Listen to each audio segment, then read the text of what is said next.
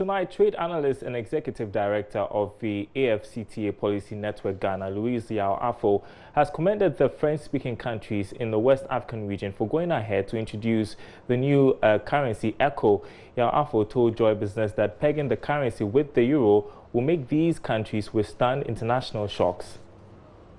Because on the good side, I think that the CFA tied to France had helped a bit to sustain most of the economies. So immediately, they weaning off can bring a heavy shock to most of the economies, because France has sustained most of the, these CFA zone, the economies for some time, because of its economic strength and its protection of its currency, because of its advance and industrialization. So immediately, if they are just left to go like that, my opinion is that it will bring very viral shocks to most of the developing economies within the Francophone CFA zone. Okay, but you will also agree with me that some other countries like Ghana and other member states in the West African zone are preparing to move with this currency. We are not ready yet, even though we say the countries that will be ready will move. We are not ready yet, and then we see our neighbors moving. I mean, is that not going to have impact, a negative impact on us as a country? Is it not going to put pressure on us as well as a country? Technically speaking, there is no country which is ready. If you are talking about the ECO, technically speaking, no country is ready, because the primary criteria, the primary convergence criteria, some countries meet it this year, then they fail the other year. Ghana was not able to meet one of them last year. It met some of them 2017, they did not meet one in 2018. Nigeria, the bigger power, sometimes a year with them are not able to meet the primary criteria, and then the secondary criteria, some of them try. The secondary criteria is the most difficult.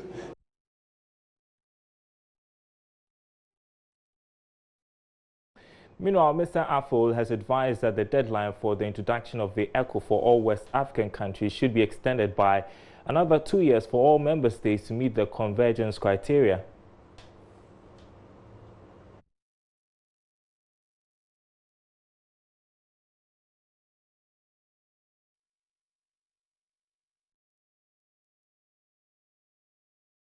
And you can also have the currency circulating or ECHO coming on board live in 2020 when you don't have a central bank. We need to have the West African Central Bank even first along these lines. I know that technically a lot of legal instruments or frameworks have been done, but without a West African Central Bank, the ECHO cannot be ready by 2020 as they are looking at. So we are still behind it, but I think that we need about 2 years more to work out on this. This is key. So you think the deadline should be extended? Precisely. And I'm asking you to use Ghana as the mirror, that by the end of 31st December, are we going to have inflation by 5%? By the end of December 31st, January 2020, are we going to have our debt to GDP ratio less than 70%? If yes, this is a major, and are we going to have our import cover reserves 3 months? If these major three, we are able, then I can tell you that then let's just go ahead and have the Central Bank West Africa formed or established. Then we can go ahead with. For now, it is. I think that it's more or less in street man terms, theory. All right, joining me on phone to discuss this further is Daniel Amate Enim. He's Executive Director, Policy Initiative for Economic Development. Thanks for your time tonight. So let's begin, first of all, with your thoughts on the move by Francophone West African countries to reform the CFA franc and peg it to the euro. What do you make of it? Thank you very much. I think it's a very bold initiative by the Francophone countries. Looking at their political history, the economic philosophy, they are always connected to France. France has been the backbone to the Francophone economy. And being able to take such a bold initiative, I see it as an initiative in the right direction. But that is not also to suggest that it will not in a way affect the economies, because in a way, certain support and certain benefit that they derive from France, they are not likely to enjoy Spain. But the good news is that it's a very bold initiative, and I have said it over and over, that it is time for Africa to take the bull by the horn. Until we do that, we'll always be doing the paperwork, we'll always be doing the talking, and nothing tangible will be done on the ground. So to answer you, I think it's a very bold initiative, and I'm so excited that for once, the Francophone countries within the sub-region have taken such a bold initiative to disconnect themselves from the CFA France. And I think it's a step in the right direction, though there are some challenges ahead, but it's a good move. You talk about challenges. Some have questioned the motive for going ahead to form their version of the ECO when there were plans already underway for the sub-region to have a common currency. What do you make of that as well? Yeah, this is to give us a clue that probably there must be a snail-space approach to the eventual launch of the ECO.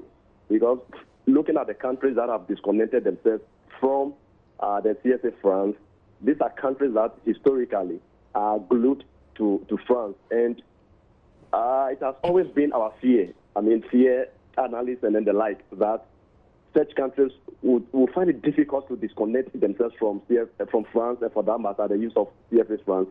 So for them to take such a bold initiative, that should give us a very clue that probably at the top level of decision-making at ECOWAS level, things might not be moving as expected, and that's the reason which they have decided to take such a very bold initiative. And so quickly, at that top level of decision-making, leaders have to, find out why such a swift move from the Francophone countries and see if we can quickly align with them or put in mechanisms to ensure that we flow at the same pace, so that at the end of the day we achieve the economic integration as expected of the sub-region. You talk about disconnecting from France, but they've pegged the new currency to the euro, and some say that it would mean that there's still some sort of influence on the currency from Europe and not a total disconnection like they want us to believe? Yes. So what is happening now is that they are moving from the France dominance to the European Union spectrum, and that's the way it brings about some flexibility, and that is to give us the hope that if we can push things the way we have planned it as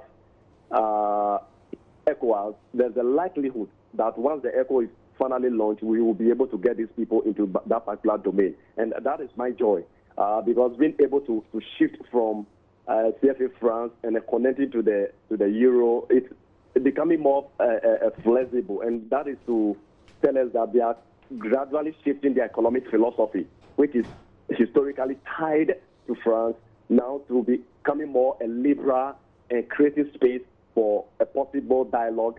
And that is to suggest that they have created a room for a successful launch of the ECO and an eventual participating in that particular process. And to me, it's a very good thing that, and the leaders within the sub-region should quickly take advantage and see how we can quickly work together as a bloc for us to achieve our economic integration for the benefit of the sub-region.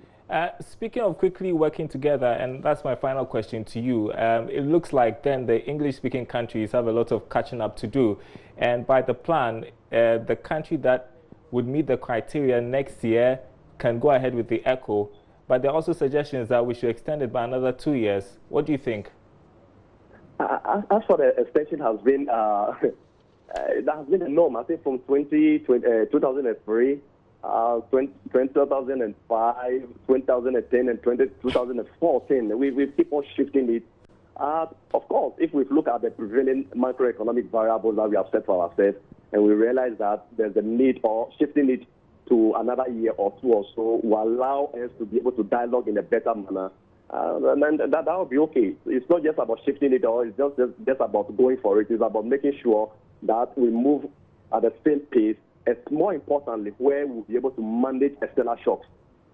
Okay, so if the economic variables dictate or shows that launching it will not be too good for us, then of course it will be better that we do that. Even if you take the Euro Central Bank, their economic history, they have challenges. Even in launching it, they have to convert their monetary institute into European Central Bank. Thereafter, even certain countries within the Eurozone had certain challenges. So we need to look at the macroeconomic variables within the sub-region.